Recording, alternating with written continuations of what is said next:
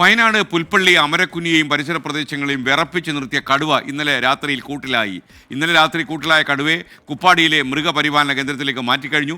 10 ദിവസങ്ങൾക്ക് ശേഷമാണ് ഈ കടുവ കൂട്ടിൽ അകപ്പെട്ടത്. മയക്കുവെടി വയ്ക്കാൻ ഡോക്ടർ അരുൺ സക്കറിയെ പോലുള്ള ആളുകളൊക്കെ തയ്യാറായി നിൽക്കുമ്പോൾ അതിന് അവസരം കൊടുക്കാതെ കടുവ കൂട്ടിനകത്തേക്ക് കയറി പെട്ടുപോയി, കുടുങ്ങി.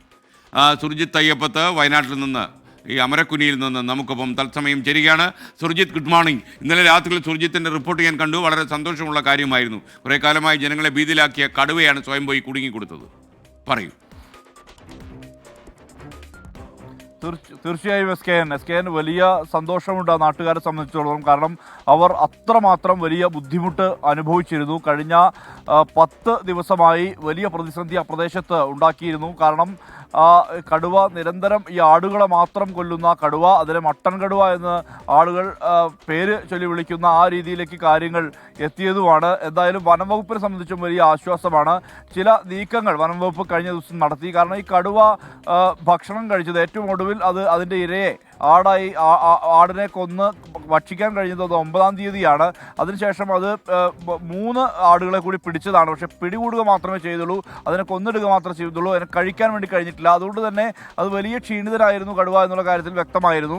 ഇതേ തുടർന്ന് വനംവകുപ്പ് ഈ സാധാരണ കൂട്ടിലേക്ക്, അതായത് കൂട് സ്ഥാപിക്കുമ്പോൾ അത് കൂട്ടിലേക്ക് കയറാത്തൊരു സ്ഥിതി ഉണ്ടായിരുന്നു. പക്ഷേ ആട്ടിൻകൂടിൻ്റെ സ്വഭാവത്തിലേക്ക് ആ കൂട് മാറ്റി ചില നീക്കങ്ങൾ നടത്തി. അതായത് ആ കൂടിന് മുകളിൽ മേൽക്കൂര ഉൾപ്പെടെ വെച്ചുകൊണ്ട് ഷീറ്റ് വലിച്ചു കെട്ടി അങ്ങനെ ഒരു ആട്ടിൻകൂടിൻ്റെ സ്വഭാവത്തിലേക്ക് കൂട് മാറ്റി.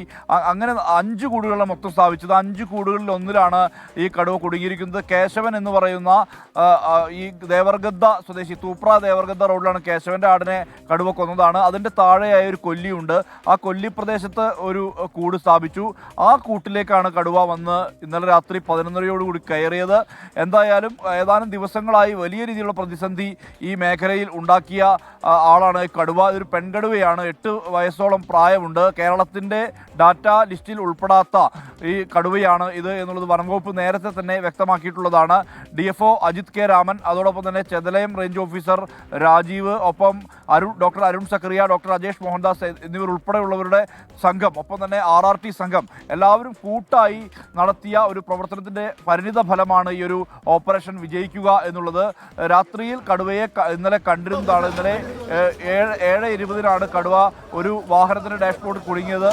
എന്തായാലും കടുവ കുടുങ്ങിയിരിക്കുന്നു. അതിൻ്റെ ആശ്വാസം ഈ പ്രദേശവാസികൾക്കെല്ലാം ഉണ്ട്. എസ് കെ അമരക്കുനിയിൽ നിന്ന് ഞങ്ങളുടെ പ്രതിനിധി സുർജിത്ത് അയ്യപ്പത്താണ് ചേർന്നത്. അമരക്കുനിയിലും പരിസര പ്രദേശങ്ങളും വലിയ ത്രെട്ടായിരുന്നു. ജനങ്ങൾക്ക് ഉറക്കമില്ലായിരുന്നു കഴിഞ്ഞ കുറച്ച് ദിവസങ്ങളായി. എന്തായാലും ഈ കടുവ കൂട്ടിലായി. വനംവകുപ്പിന് അഭിനന്ദനങ്ങൾ.